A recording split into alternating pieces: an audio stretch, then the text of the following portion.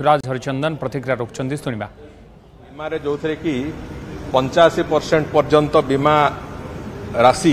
सरकार दबा भाया एक स्थिति है जो कि मात्र 15% चाषी को दबा पड़ो बाछुरी मानू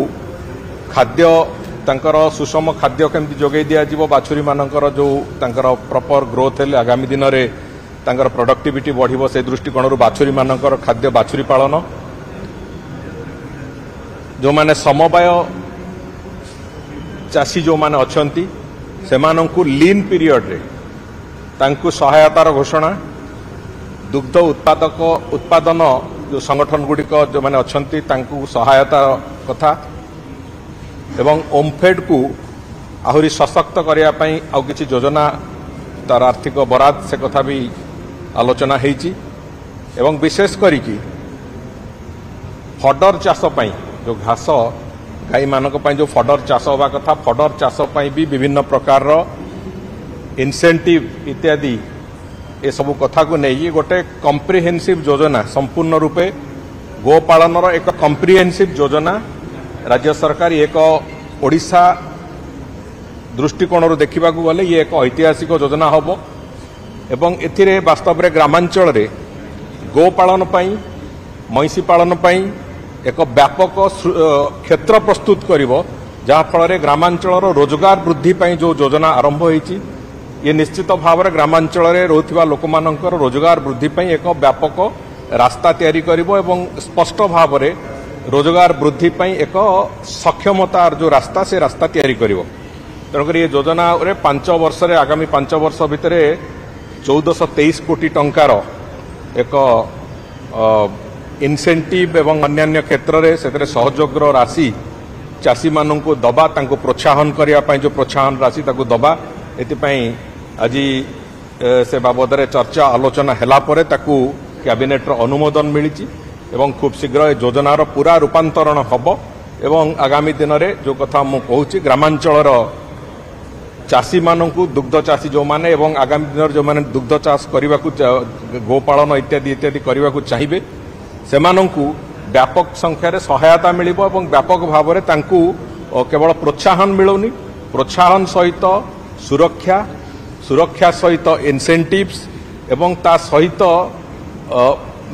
ओमफेड को सशक्त इतिपाई कराहोची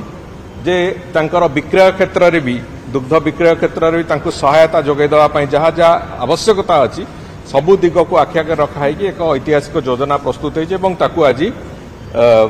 कैबिनेट अनुमोदन प्राप्त होइछ। द्वितीय हला जे ओडिशा उच्च न्यायालय जो कर्मचारी मानक पई गोटे दीर्घ दिन धरिकी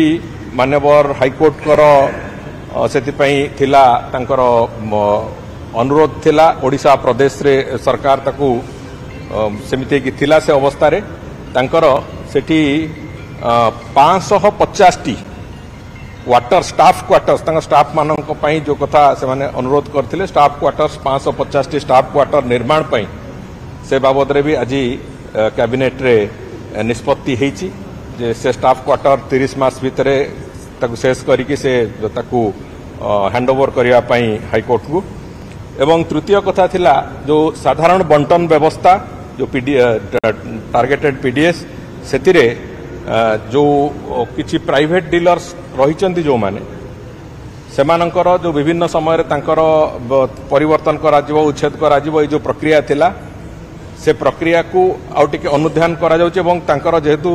2019 मसियारू तांकर एक्सटेंशन हे चलीथिला 2026 पर्यंत तांको एक 1.5 वर्ष पई एक्सटेंशन दिया हेछि ता भितरे सरकार चिंता करिवे जे जो परफॉर्मेंस अछि पीडीएस रो जो परफॉर्मेंस अछि से परफॉर्मेंस को आखि आगे रखिकी कौन करा जाई परिबो सबुठू बेस्ट सिस्टम कौन हेई परिबो जहा द्वारा उपभोक्ता माने जो माने खाउटी माने से माने तार सुजोग पाई परिबे से बाबद रे स्टडी करिया पई जो किछि समय दरकार अछि सेही दृष्टिकोणरू तुरंत तांकर उच्छेद टाकू एबे रोकिकी जोटा 19 मसिया तांकर एक्सटेंशन हे चलतला से एक्सटेंशन को आउ 1.5 वर्ष तांको एक्सटेंशन दिया हेछि तारी भितरे सरकार पुणी